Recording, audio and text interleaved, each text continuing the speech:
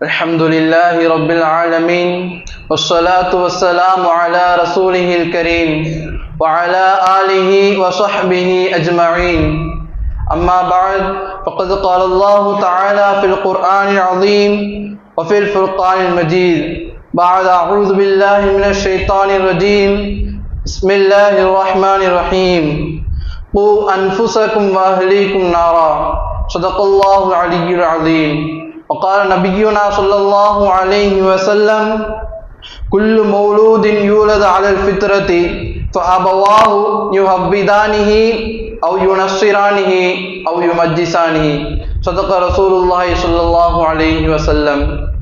இந்த உலகை படைத்து அதை பரிபாலித்துக் கொண்டிருக்கிற அல்லாஹ்வுக்கே எல்லா புகழும் உரித்தாகட்டுமாக. இன்னும் அவனுடைய சாந்தி சமாதானமும் எம்பெருமானார் நாயகம் ஸல்லல்லாஹு அலைஹி வஸல்லம் அவர்கள் மீதும் அவர்கள் வாழ்வியை அப்படியே பின்பற்றிய உத்தம சத்திய சஹாபாக்கள், தாபியீன்கள், தபா தாபியீன்கள், நாதாக்கள், சுஹதாக்கள் இன்னும் இங்கு அமர்ந்திருக்கும் நம் அனைவர் மீதும் என்றென்றும் நின்று நிலவட்டுமாக. அல்லாஹ் சுப்ஹானஹு வ தஆலா தன் திருமறையிலே இவ்வாறு கூறுகிறான், பூ அன்ஃபுஸக்கும் வஅஹ்லீக்கும் நாரா, உங்களையும் உங்கள் குடும்பத்தார்களையும் நீங்கள் நரக நெருப்பை விட்டு பாதுகாத்துக் கொள்ளுங்கள் என்று அல்லாஹ் சுப்ஹானஹு வ தஆலா ஒவ்வொரு குடும்ப தலைவர்களையும் குர்ஆனிலே கூறுகிறான். அதாவது ஒரு குடும்ப தலைவர் தன் மனைவிக்கு செய்ய வேண்டிய கடமையையும் ஒரு தந்தை தன் மகனுக்கு செய்ய வேண்டிய கடமையையும் சரியாக செய்ய வேண்டும். ஒரு தடவை உமர் ரலியல்லாஹு அன்ஹு அவர்களிடம் ஒரு நபர் வந்து, என்னுடைய மகன் என் சொல்லை கேட்பது கிடையாது, நீங்கள் அவரிடம் சற்று விசாரியுங்கள் என்று சென்று விடுவார்கள். அப்பொழுது உமர் ரலியல்லாஹு அன்ஹு அவர்கள் அந்த மகனை அழைத்து விசாரித்த பொழுது அந்த மகன் சொல்லுவார், ஒரு மகன் தன் தந்தைக்கு செய்ய வேண்டிய கடமைகள் இருப்பது போன்று ஒரு தந்தை தன் மகனுக்கு செய்ய வேண்டிய கடமைகள் ஏதேனும் இருக்கிறதா என்று கேட்ட பொழுது அது உமரே ஃபாரூக் ரலியல்லாஹு அன்ஹு கூறுவார்கள், ஆம் இருக்கிறது என்று. முதலாவதாக அந்த தந்தை தன் மகனுக்கு நல்லது ஒரு தாயை அமைத்து கொடுக்க வேண்டும். இதை குறித்து பெருமானார் நாயகம் ஸல்லல்லாஹு அலைஹி வஸல்லம் அவர்கள் கூறுவார்கள், குல்லுக்கும் ராயின் குல்லுக்கும் மஸ்ஊலுன் அன் ரஅய்யதிஹி, உங்களில் ஒருவரும் பொறுப்பாளர்கள், உங்கள் பொறுப்பை கொடுத்து மறுமை விசாரிக்கப்படுவீர்கள் என்று நாயகம் ஸல்லல்லாஹு அலைஹி வஸல்லம் அவர்கள் கூறுவார்கள். அதைத் தொடர்ந்து ஹதீஸில் வருகிறது, அல் மர்அத்து ராயியத்து அலல் பைத்தி ஜௌஜிஹா, ஒவ்வொரு வீட்டில் இருக்கக்கூடிய பெண்மணிகளும் அவர்களுடைய கணவனின் பொருட்களை பற்றி நாளை மறுமையில் விசாரிக்கப்படுவார்கள் என்று கூறப்படுகிறது. ஒரு தடவை ஒரு குற்றவாளி ஒருவர் தூக்கு மேடைக்கு ஏற்றி நிற்க வைக்கப்படுகிறார். அப்பொழுது அவருடைய இறுதி ஆசை என்னவென்று கேட்ட பொழுது அவர் நான் என்னுடைய தாயை பார்க்க வேண்டும் என்று கூறுகிறார். அப்பொழுது அவருடைய தாயை அழைத்து வரப்படுகிறது. அந்த குற்றவாளி சொல்லுகிறார், நான் சிறிய வயதில் அப்பாவுடைய பாக்கெட்டில் இருந்து நான் காசை திருடினேன், அப்பொழுது நீங்கள் பார்த்தீர்கள், அப்பொழுதே நீங்கள் என்னை திருத்தி இருந்தீர்கள் என்று சொன்னால் நான் இன்றைக்கு ஒரு பெரிய திருடனாக இந்த தூக்கு மேலே வந்து நிறுத்தப்பட்டிருக்க மாட்டேன் என்று அந்த தாயை குறித்து அவன் கூறுகிறான். இன்றைய காலத்தில் அதிகமாக இளைஞர்கள் தடம் மாறிக்கொண்டிருப்பது பெற்றோர்களால். ஆனால் அன்றைய காலத்தில் அனைத்து இளைஞர்களும் இந்த உலகத்திற்கு தடம் பதித்ததும் அப்படிப்பட்ட பெற்றோர்களால் தான். நாம் இன்றைக்கு மிகவும் அத்தியாவசிய பொருளாக ஒன்று பயன்படுத்தி கொண்டிருப்பதுதான் லைட். இந்த லைட்டை முதலில் கண்டுபிடித்தவர் தாமஸ் ஆல்வா எடிசன் அவர்கள். அவர்கள் சிறு வயதில் இருந்த பொழுது பள்ளிக்கு சென்றிருந்தார்கள். அப்பொழுது அவர் ஆசிரியர்கள் ஒரு சீட்டில் எழுதி தன் தாயிடம் கொடுத்து விட்டார்கள். அந்த சீட்டை கொண்டு வந்து அவர்கள் தன் தாயிடம் கொடுத்து விட்டார்கள். அடுத்த நாள் அந்த தாய், நீ பள்ளிக்கு செல்ல வேண்டாம், மாறாக நீ நூலகத்துக்கு செல் என்று அவர்கள் நூலகத்துக்கு அழைத்தார்கள். அந்த நூலகத்திலே அவர் படித்து இன்றைக்கு இந்த உலகில் ஒரு விஞ்ஞானியாக அவர் திகழ்ந்து கொண்டிருப்பதற்கான காரணம் அன்றைக்கு அவர் தாய் செய்த அந்த ஒரு விஷயம்தான். சில நாட்கள் கழித்து அந்த சீட்டை அவர்கள் எடுத்து பார்க்கிறார்கள். அதில் எழுதியிருக்கிறது, உங்களது மகன் இந்த பள்ளிக்கு படிப்பதற்கே தகுதியில்லாத ஒரு நபர் என்று. ஆனால் இன்றைக்கு அந்த தாய் செய்த காரணத்தினால்தான் இன்றைக்கு அவர் ஒரு விஞ்ஞானியாக இந்த உலகத்தில் திகழ்ந்து வருகிறார்கள்.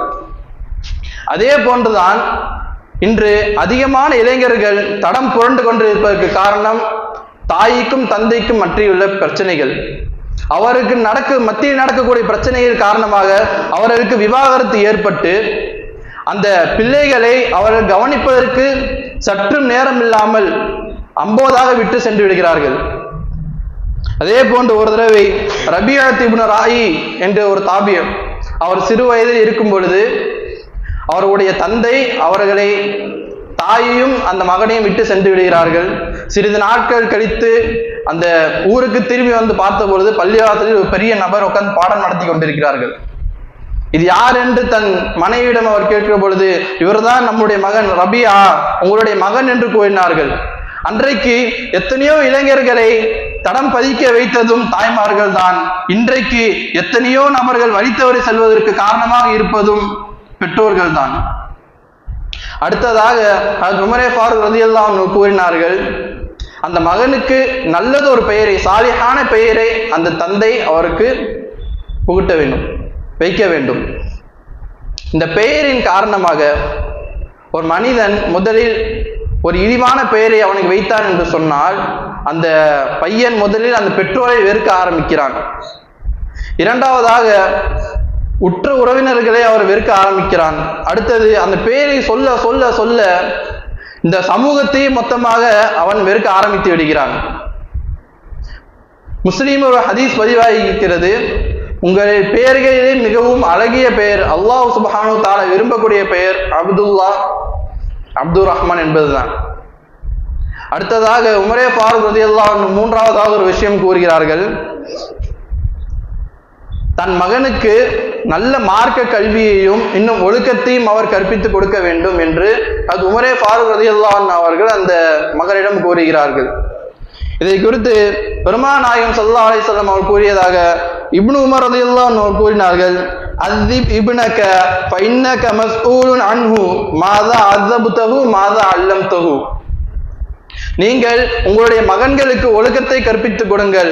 நாளை மறுமை நாளில் நீங்கள் என்ன ஒழுக்கத்தை கற்பித்து கொடுத்தீர்கள் என்றும் இன்னும் என்ன கல்வியை நீங்கள் கற்பித்து கொடுத்தீர்கள் என்றும் அல்லாஹ் சுப்ஹானஹு தஆலாவிடம் கேள்வி இருக்கிறது என்று அது இப்னு உமர் ரலியல்லாஹு அன்ஹு அவர்கள் கூறினார்கள்.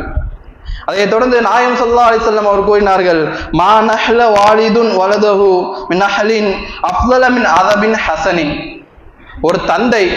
ஒரு தந்தை தன் மகனுக்கு கொடுக்க வேண்டிய பரிசுகளிலே மிகவும் சிறந்த பரிசு அதபின் ஹசனின், நல்லதொரு ஒழுக்கம்தான் என்று பெருமானார் நாயகம் ஸல்லல்லாஹு அலைஹி வஸல்லம் அவர் கூறினார்கள்.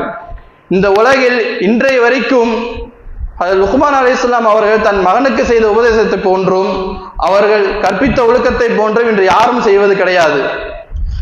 அல்லாஹ் சுப்ஹானஹு வ தஆலா குர்ஆனில் கூறுகிறான், வஇத் கால லுக்மானு லிப்னிஹி வஹுவ யஹதுஹு, யா புனிய்ய, என்னுடைய மகனே, அக்மிஸ் ஸலாத், நீ தொழுகையை நிலைநாட்டு, வஅ்முர் பில் மஅரூஃப், நல்லதை ஏவு, வன்ஹு அனில் முன்கர், என்னும் தீயதை தடு, வஸ்பிர் அலா மா அஸாபக், பொறுமையிலும் பொறுமையாக இரு என்று தினந்தோறும் தன்னுடைய மகனுக்கு நாளுக்கு நாள் உபதேசித்துக் கொண்டும் ஒழுக்கத்தை கற்பித்துக் கொண்டும் இருந்தார்கள். ஆனால் இன்றைய காலத்தில் தந்தை தன் மகன் எழுந்துவதற்கு முன்பாகவே வேலைக்கு சென்றுவிட்டு மகன் தூங்கியதற்கு அப்புறம் வீடு திரும்புகிறார்கள். இதற்கு நடுவில் அவர்கள் மார்க்க விஷயங்களை ஏதோ ஒரு கற்றாரா இல்லது ஐவேளை தொழுகை ஏதும் தொழுதாரா என்று அவருக்கு எந்த விதமான கவனமும் கிடையாது. கண்ணியமானவர்களே, நீங்க இதை மட்டும் நினைவில் வையுங்கள். பெருமானார் ஸல்லல்லாஹு அலைஹி வஸல்லம் கூறினார்கள், குல்லு மௌலூதின் யூலது அலல் ஃபித்ரதி ஃபஅபவாஹு யுஹப்பிதானிஹி அவ் யுனஸ்ஸிரானிஹி அவ் யுமஜ்ஜிசானிஹி. ஒவ்வொரு குழந்தையும் பிறக்கும் பொழுது நேரு வழியில் தான், இஸ்லாத்தில் தான் பிறக்குகிறது. ஆனால் அவருடைய பெற்றோர்கள் தான் அவர்களை ஒரு யகூதியாகவும் நஸ்ரானியாகவும் சிலை வணக்கக்கூடியவராக மாற்றுகிறார்கள் என்று நாயகம் ஸல்லல்லாஹு அலைஹி வஸல்லம் அவர் கூறுகிறார்கள். அதே போன்றுதான் இளைஞர் அனைவர்களும் ஒரு தங்கத்தை போன்றுதான்.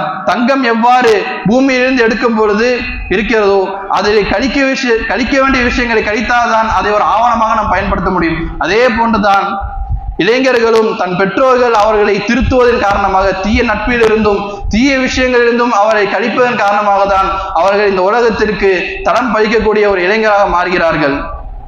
அன்றைக்கு இளைஞர்கள் தடம் படித்ததற்கான காரணமும் பெற்றோர்கள் தான். இன்றைக்கு அவர்கள் தடம் மாறுவதும் பெற்றோர்கள் தான்.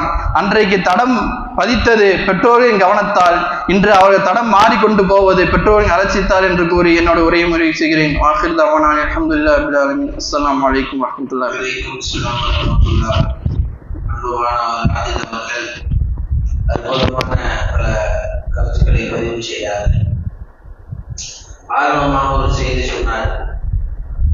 ஒரு நல்ல தலைமுறையை துவங்குவதற்கு நல்ல வாழ்க்கை துணையை எடுத்துக்கொள்ள வேண்டும்.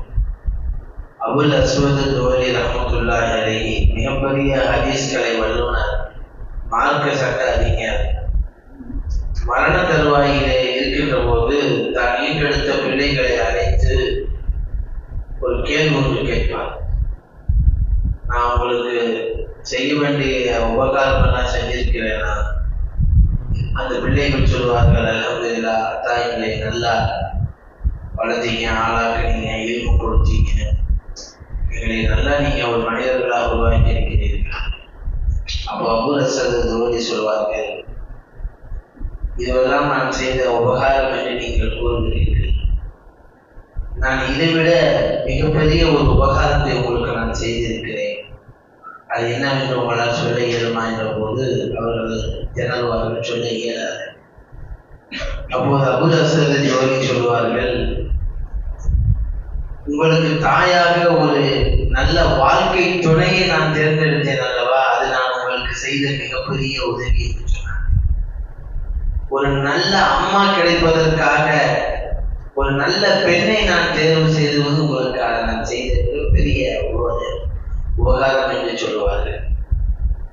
அதுபோலதான் தம்பியவர்கள் பெயர் வைப்பதை குறித்து சொன்னார்கள். இன்னைக்கு ஸ்டைலிஷான பெயர், புதுமையான பெயர் என்று சொல்லி இணையத்திலே பெயரை தேடிக்கொண்டு வந்து உலமாக்களை வைக்க சொல்வது. முன்னாடி எல்லாம் ஆலிம்கள்ட்ட போய் பெயர் கேட்பாங்க, அதுக்கு அர்த்தம் நல்ல அர்த்தமான ஆலிம்கள் பார்த்து சொல்லி ஆலிம்களுக்கு அந்த பெயரை வந்து சொல்லுவாங்க. இன்னைக்கு ஆலிம்கள்லாம் பெயர்லாம் செலக்ஷன்லாம் பண்றது இல்லை. பெயர் வைக்க கூப்பிடுவாங்க, அவங்க சொல்ற பேரை ஆலிம்ஸா வைக்கணும், இல்லைன்னா அவங்களே வச்சுக்குவாங்க. அந்த நிலைக்கு இந்த சமூகம் ஆயிடுச்சு. அவர் கல்யாணத்துக்கு போயிருந்தேன், ஒரு சோல் பரிமாறுவாங்க இல்லையா, அப்போ ஒரு பையனை கூப்பிடுறாங்க. அவன் பேர் என்னன்னா நிஃபாஸ்ன்னு கூப்பிடுறாங்க. நிஃபாஸ்ன்னு கிடையாது. நிஃபாஸ்னா பிரசவ தீட்டுன்னு சொல்லுவாங்க இல்லையா. நிஃபாஸ்னா என்னங்க? பிரசவ தீட்டு. கிதாபுல எல்லாம் உலமாக்கள் சொல்லுவாங்க. ஆனா இது பிரசவ தீட்டுங்கிறது ஆலிம்ஸாக்கு தெரியும். ஆனா கேட்க ஒரு ஸ்டைலிஷா இருக்கு பார்த்தீங்களா, ஒரு புதுமையா வச்சாச்சு, நிஃபாஸ்ன்னு வச்சாச்சு. இது மாதிரி எத்தனையோ கூத்துக்களை சொல்ல முடியும். அர்த்தமில்லாத பெயர்கள் ஒரு மனிதனின் வாழ்க்கையை அர்த்தமற்றதாக மொத்தம் ஒரு ஹதீஸ் வரும். ஒரு ஆள் வருவார், ஒரு பேர் என்னன்னு கேட்பாங்க, ஷகுன்னு சொல்லுவார், தீ ஜுவாலின்னு. உங்க அத்தாவுடைய பேரு தீ கங்கு அப்படின்னா வசிக்கிற தெரு, அதுவும் இந்த நெருப்பு ஐட்டமாவே இருக்கும். அதாவது அவர் பேரு, அவங்க அத்தா பேரு, வசிக்கிற தெருலாம் வந்து பாத்தீங்கன்னா ஒரு டெரரான பேரு.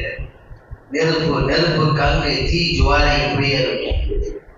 முதலில் இவரும் வரலான்னு சொல்லுவாங்க, நீ போய் பாரு, உன் வீடு எரிந்து சாம்பலாகி கிடக்கும்.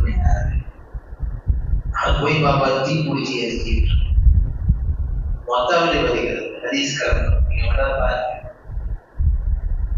செய்திகளும் செய்யவில்லையார்கள் சொன்னார்கள், என்னுடைய பாட்டனார் ஜந்து ரசூலுல்லாஹ் சந்திக்க வந்தார். ரசூலுல்லாஹ் சந்திச்சு முஸ்லீம் ஆயிட்டார். ரசூலுல்லாஹ் பேர் என்னன்னு கேட்டார். அவர் பேர் சொன்னாரு ஹசன் அப்படின்னு சொன்னார். ஹசன் அப்படின்னு சொன்னா கவலை, கஷ்டம், நெருக்கடி இந்த மாதிரி அர்த்தம். ரசூலுல்லாஹ் சொன்னாங்க, அந்த சஹி, நீ மிருதுவானவன், லேசானவன் அப்படின்னு ரசூலுல்லாஹ் சொன்னாங்க. உடனே அவர் சொன்னாரு, இஸ்மான் சம்மானி அப்படி எங்க அத்தா வச்ச பேரை நான் மாத்த மாட்டேன். ரசூலுல்லாஹ் விட்டுட்டாங்க. அப்படியே செய்தி சொல்றாங்க, அந்த மனுஷன் அப்படியே பேரை மாற்றி இருக்கணும். அதனால பேரை மாத்தாம விட்டாரு. அதோட எங்க குடும்பத்தை பிடிச்ச பீட எப்ப பாரு கஷ்டம், நெருக்கடி, துன்பம், கவலைதான். அது இன்னமும் தொடர்ந்துட்டு இருக்கு. அப்படிங்க இனிமான அல்லாஹ்வின் நல்லடியார்களே, நண்பர் அழகாக பேசினார்கள்.